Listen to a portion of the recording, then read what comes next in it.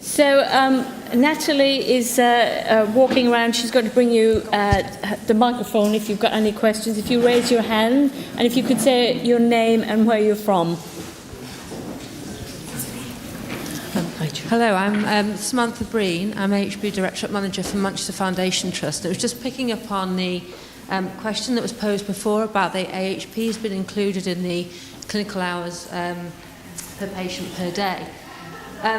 And I can see the variation would then show on your graphs as to who had HPs included in that. But I picked up the document here, which is October 2018, and it basically says that clinical hours per patient per day must include all professionals in the ward budget and establishment. So my question is that budget important? Because the way that we run a lot of our services, the HPs have a separate budget and it's not in the ward budget. And therefore, I can see that if you've got all your clinical hours per patient per day, including all your professions, you can see things about impact on length of stay. But if you're not in the ward budget, you're potentially going to be excluding some of that data. And it was just to confirm, actually, what was the expectation with that? I think you both kind of cover that. So you're right, the model for AHP deployment is certainly different to when we look at nursing staff. So the discussion that we had are that AHPs are substantively employed within one clinical environment and built around establishments. So, for example, the rehabilitation unit is an example where registrants, both physio, occupational therapy and other AHPs alongside nursing staff deliver that core service. Then they would be included within the measure. The mission we're working on at the moment is how to differentiate that out, because to make sure that the difference between nursing house contribution and AHP contribution are adequately shown. The second point is those who are peripatetic, who are placed on an on-call basis, as an example, I'm going to double check, are not included in that calculation, correct? Yeah, double check it does say not included in that calculation, because it's very, very difficult to determine to be the precise number. So a practical example would be in a respiratory ward environment where you have an on-call service that's allocative on, say, 8 or 12 hours over a period of time. You're never 100% sure whether that full 8 hours has been used, or 4 hours has been used, or 12 hours has been used. So it's very difficult to be 100% clear. So hence why the team have been working on another methodology to look at the peripatetic approach to AHPs, which I think, Anna, you were able to kind of cover, or? Not, come back to you with some more information about it, not yeah. actually today, in terms of what that. Yeah, so there's a broader piece of work on AHPs being led by Joanne Fillingham and Amy. Oh, Amy's in the audience. Yeah, I'm in fact, Amy's here, so I'm sure we could answer that directly with Amy. Excellent idea. It would be a good idea. Do you want to say that?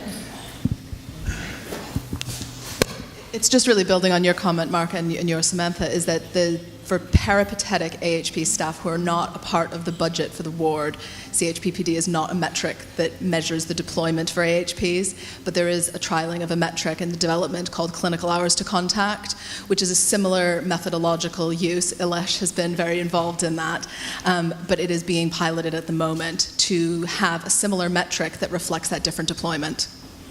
Brilliant. Fantastic.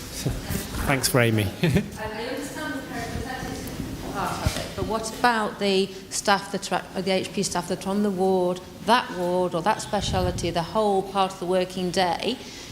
It looks as though from what's here, except for being in the budget, that they perhaps should be included in that, and I'm still not clear whether that is the expectation or not. I understand the work that the HP.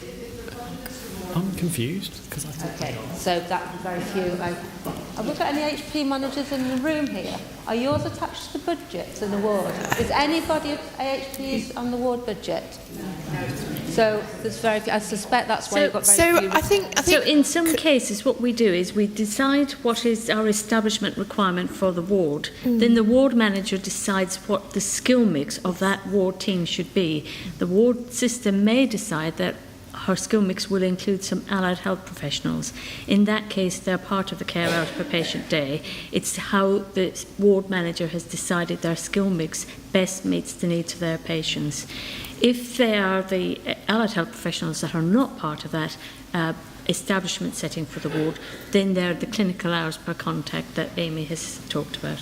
Okay, thank you.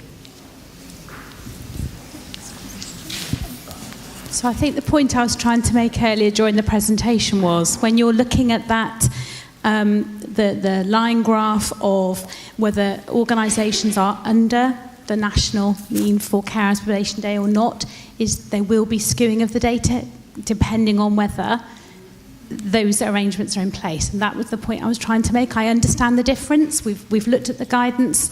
I just don't think it's fair to benchmark people when there is variation within that data. The simple answer to that is I entirely agree with you.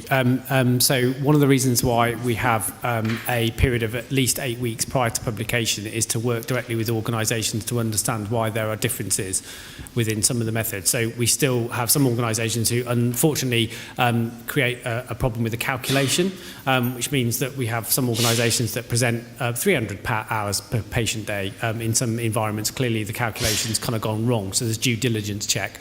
We've also therefore identified a number of organisations where some elements of the team are excluded from the calculation, so they look disproportionately low.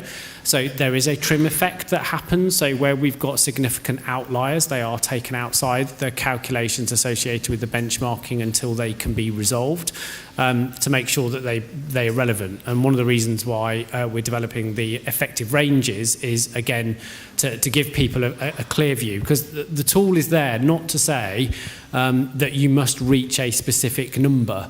It's there to provide an opportunity to have a conversation about what is, interestingly, unwarranted variation, but more importantly, what is warranted variation, because there will be some reasons, particularly around logistics, different skill mixes, different approach, different client need, that will require this number to be very, very different from what's within both the median and within an effective range part of that.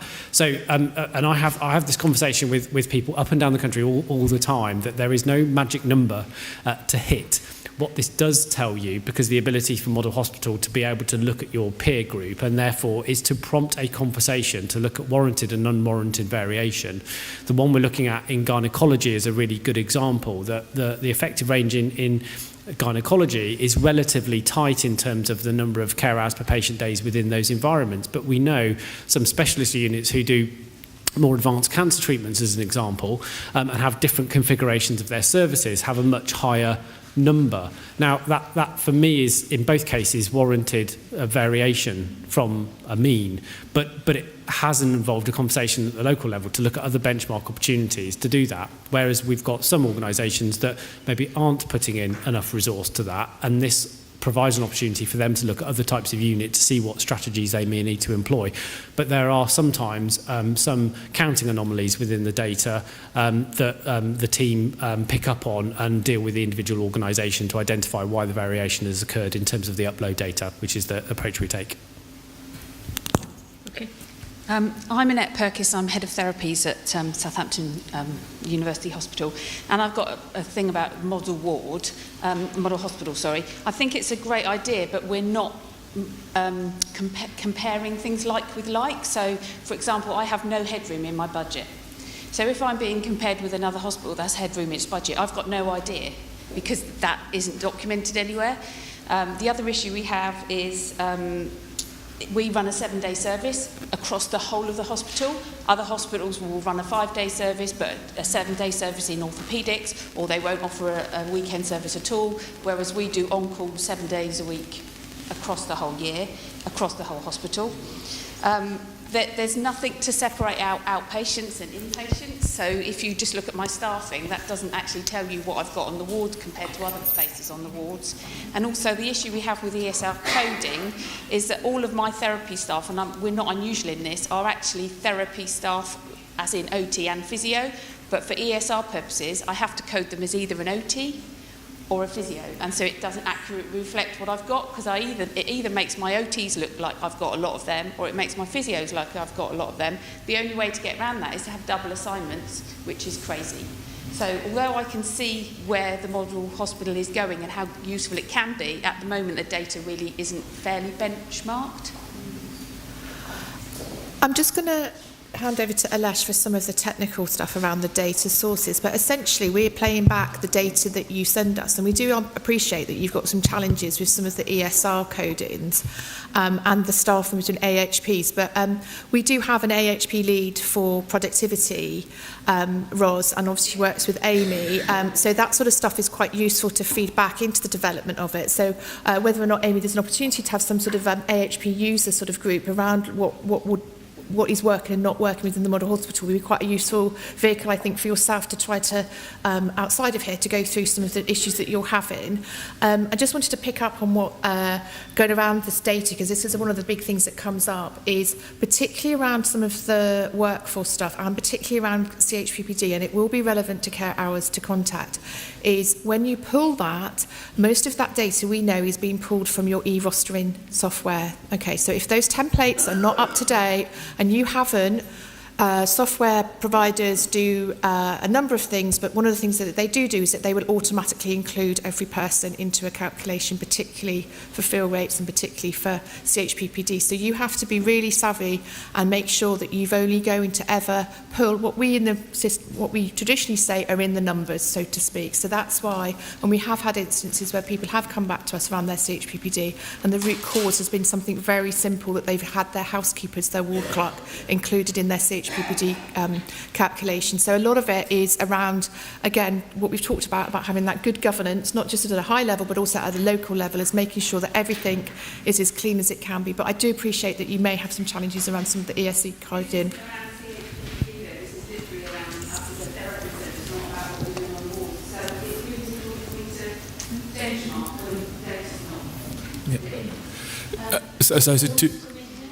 Is it okay just if I make a comment rather than... so my name is Michelle Rhodes and I'm the Chief Nurse at United Lincolnshire Hospitals Trust.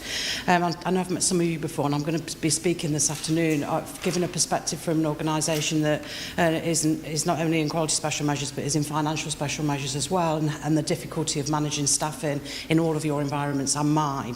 See, when CHPPD and Model Hospital came out for us, I don't really do technology, if I'm honest. I don't get the numbers half the time, and I really think to myself, oh God, you know, we're rubbish. We're benchmarking against others. We're massively high. We're massively low.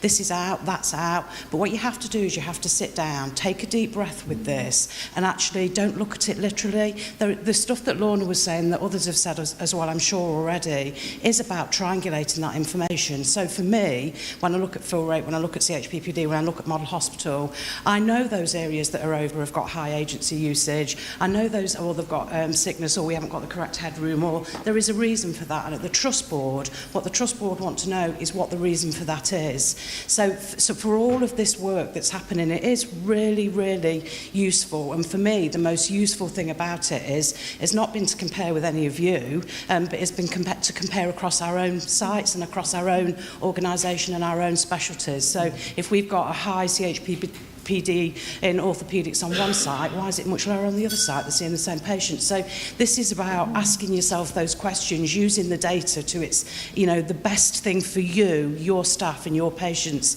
in the organisation. And for me, and I'm sorry, Mark, if you're going to kill me, but try not to take it too literally, because it's much wider than that.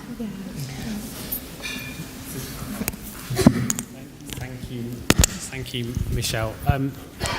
You're right, it's a phenomenal resource, and it's there to provide information and data to make, as I mentioned in my slides, both operational, tactical and strategic decisions about allocation of people to the problems you're facing, but also, as Michelle's rightly pointed out, to look for warranted and unwarranted variation. It's both ends of the same spectrum.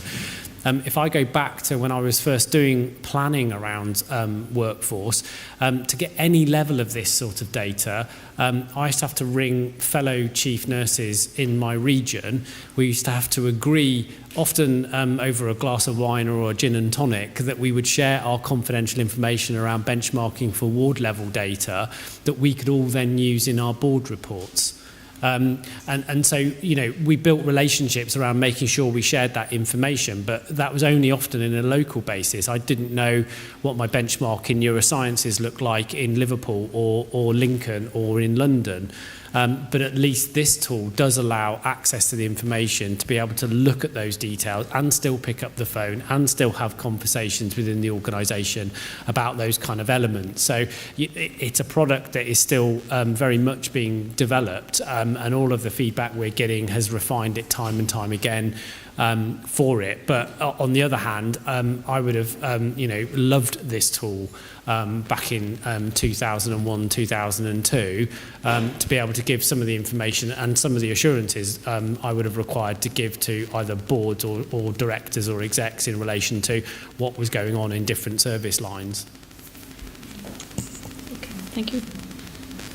Any other questions? Really? Could I just make a comment about this? So just another thing around the model hospital. I think we've obviously looked at CHPPD, but I think it's really useful as a one-stop shop to get people to, even at ward level, at team level, to just start to look at it. Because often when I go out and about, I will do a sort of mini version of what Alesh has done. And a lot of my ward managers will say, oh, I never really knew where the safety film monitor stuff goes, actually. I do it every month, but I never actually knew where it went. And because you can drill down and you can look at the variants, as Mark says, within your hospital, I have professionally also found that it did help, particularly some of those quality metrics, to have that as a place to sort of pull that information when you are doing your establishment reviews.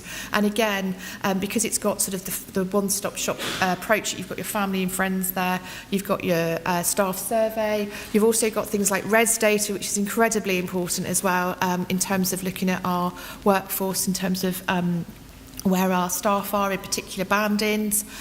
It's an incredibly useful product to use for that. But as I think absolutely what you were saying, it can sometimes look quite overwhelming, but it's not there in any which way to cause people distress in any which way, but it's definitely something that you can start to look at. And I think particularly again, if we look at that sort of ward level, team level, we can start, a lot of our new generations of nurses are very technically savvy, they like data, their training's very much around evidence-based research, and you give them a username and a password and they're away, they're looking at this. Nurses as a profession, we like to see what everyone else is doing, as Mark says, have a little nose, and actually it's helped in staff and establishment reviews to sort of, as you said, you've got the same ward doing the same service to our patients and the same delivery of care, but they've got a different variance, and it's like, well, why is that? What's happened there that may have happened if they had a inadvertently spike in sicker patients coming from ED for one reason, or is it down to the fact of leadership and not having an understanding and not doing that regular acuity and dependency scoring? So absolutely, it's a wealth of stuff, but it's about how you can use it. But I think we would say as well, it's very much your data, but in terms of being able to use that to be able to give, as we've talked about, assurance of mitigation that you're using if there is what you might think might not be quite right. But the CHPPD, we would always say it's about, is it warranted or unwarranted variation, and is this what is reflecting the care that's needed for that patient group as well, and it should always be used in partnership with acuity tools and other evidence-based tools for workforce planning. Okay, question here, Natalie.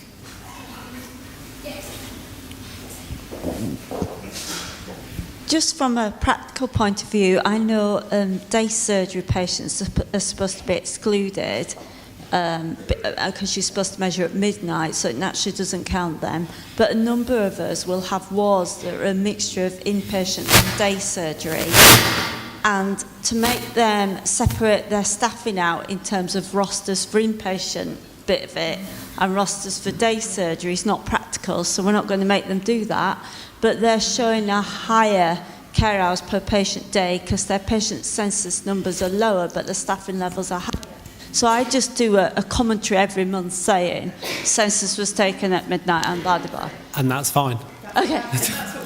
That's absolutely fine. So you're right, yeah, we have mixed models. I mean, we've been looking at coronary care unit data. The range in CHPD in coronary care is, from memory, is around about 4 right up to 15. Now, it's quite obvious what's going on there on the ground is you've got CCUs, rehab units, and all sorts of other, and you know, we've identified that data set, and we've got beta testing at ward level on model hospital. We can actually have the conversations, which is that you know, you absolutely have a conversation about whether or not you've got a split out CCU from a normal cardiac ward, and your unit model is maybe having a combined unit. In the case of your example, day case mixed with inpatients as an example, you're right, the midnight census won't pick that up, it will be right, but you've done exactly the right thing, which is we understand the reason for this variation, and it's perfectly reasonable based upon the clinical model we have in place. But on the other hand, as others have rightly pointed out, we do find examples where some are high or low, and it prompts a question as to whether or not we've got the establishment set right, or we've done an appropriate assessment in relation to the inputs that we need to be able to deliver that. Because obviously, remember, your CHPPD is purely the input hours required, identified and built it. It's not to design the establishment, so it can't be reverse engineered to deliver an establishment figure, because it looks at the variation shift on shift. I mean, lots of people also comment that they would like to move away from a midnight census point. I know there's lots of nods in the room. And I entirely agree with you. And we would like to move to dual, at least day and night, and we would like to move to 3-point census. But at this stage, based upon the evidence and the reviews we're having back from the system, lots of organisations, some organisations are still doing CHPPD on paper. And they don't have an electronic solution to be able to do that. Now, what we're trying to do through the rostering programme is to make sure everybody has got the right and appropriate tools to be able to do that before we can shift into a next stage to get that more granular information. Although, to be mindful of, we know that if you have a 3-point census in some of our e-rostering tools, they have an averaging effect to create what they think is the standard CHPPD, which is different from the model that you would have in model hospital. So we do have lots of queries come back to say, my local solution says my CHPPD is X and the national reporting says Y, and that's because of the way it's calculated across a 3 census point and an average across the 3. So again, it's the same data, but it's the way you cut it and apply the assessment that is kind of critical. But at least people are then asking the question of why it's very different. But to move to a dual census point is going to require everybody to be right at the same level, because implementing that solution would be, for me, I think, the next phase of being able to get some more granular information. Thank you. Okay, one last question. I was really interested to hear that you are looking at an enhanced care for the Safer Nursing Care tool, because that's one of the things we really struggle with in terms of our staffing reviews, and getting that confidence that when it's the multiplier that makes it very different when we're trying to then look at the data and what that staffing should look like. So is there any indication of when that will be included in the tool, and from a timescale point of view? I think the timescales we've given ourselves is about 9 months from start to finish. So we're hoping, I think, by October. That will be okay. Yeah, and I think the other thing to say with the enhanced care patient is that it's not necessarily an automatic uplift to your establishment. No. It's about having the resource available as and when you need it. So it may be sitting in a pot somewhere for you to be able to, access as and when you need it. Yeah. And just very quickly, NHSI are going to be publishing some national guidance around enhanced care, around the processes of how to assess for enhanced care, and we use some very useful case studies. Some of the people who are in the room have been approached for some of the work they've done around managing their enhanced care, but we do put in there around one of the things that is quite useful with enhanced care is to use that information again within your, say, staff and establishment reviews, because if you are having to use it 9 times out of every times out of 10, there is something around whether or not you can start to predict that you're going to have that type of patient within your ward environment. Yeah. Okay, thanks very much.